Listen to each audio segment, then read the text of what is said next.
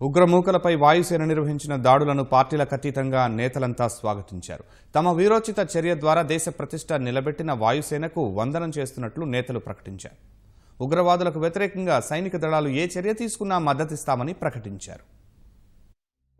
పుల్వామా ఉగ్రదాడికి ప్రతీకారంగా భారత వాయుసేన నిర్వహించిన దాడులపై ప్రశంసల జల్లు కురుస్తోంది. అన్ని రాజకీయ పార్టీల నేతలు వైమానిక దాడులను స్వాగతించారు. దాడులపై కాంగ్రెస్ అధ్యక్షుడు రాహుల్ గాంధీ ట్విట్టర్లో స్పందించారు. ఉగ్ర శిబిరాలపై దాడులు చేసిన వాయుసేన పైలట్లకు వందనం చేస్తున్నట్లు రాహుల్ తెలిపారు. తృణమూల్ కాంగ్రెస్ అధినేత్రి బంగాల్ సీఎం మమతా బెనర్జీ వాయుసేనను ప్రశంసిస్తూ ట్వీట్ చేశారు. వాయుసేనను ఇండియన్ అమేజింగ్ ఫోర్స్ గా మమతా అభివర్ణించారు. కేంద్ర మంత్రి ప్రకాష్ జవడేకర్ కూడా వాయుసేన సాహసాన్ని కొనియాడారు. వాయుసేన పరాక్రమంతో దేశమంతా ఉత్సాహపూరిత వాతావరణం నెలకొందని అన్నారు.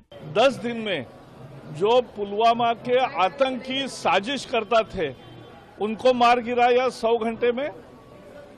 इन मोस्ट फेवर्ड नेशन का दर्जा खत्म किया, 200% ड्यूटी लगाई, जो अलगाववादियों का सिक्योरिटी के बारे में निर्णय लिया, पानी जो भारत के हिस्से का भी जा रहा था न जाने देने का निर्णय किया और आज ये सेना का महापराक्रम किया है, तो निश्चित भर देश भर में एक माहौल है।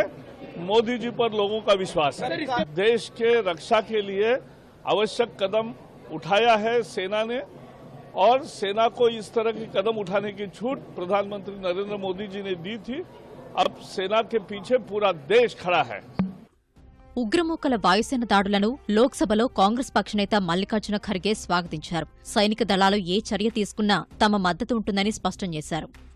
देखिए, हम पहले से बोलते आ रहे हैं कि हमारी सेना जो कोई एक्शन लेगी देश के रक्षा के लिए, हमारे सरहद के संरक्षण के लिए, हम सभी एक होकर सपोर्ट कर रहे हैं। जो पाकिस्तान में टेररिस्ट आज वो काम कर रहे हैं उनके खिलाफ एक्शन जरूर हमारे सैनिक ले रही है। हमारे पार्टी की ओर से और सभी पार्टी की ओर से मैं उनको धन्यवाद देता हूँ और हमारा पूरा उनको सपोर्ट है.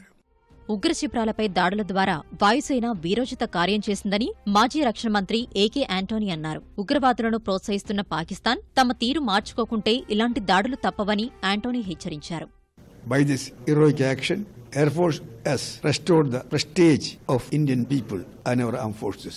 Pakistan must realize that they cannot withstand the might of the Indian armed forces. They should realize encouraging and throwing terrorists to Indian camp, Indian territory. India will not lie down. So at least now they should realize the high time to prevent terrorists from operating from their soil with the support of the Pakistan armed forces. Otherwise, again, they will have to face the same consequences. వైమానిక దాడులపై పాకిస్తాన్ ప్రతీకార చర్యలకు దిగితే ఉగ్రవాదులకు ఆ దేశం ఆశ్రయమిస్తుందనే విషయం నిరూపించినట్లవుతుందని NCP అధినేత శరద్ పవార్ అభిప్రాయపడ్డారు.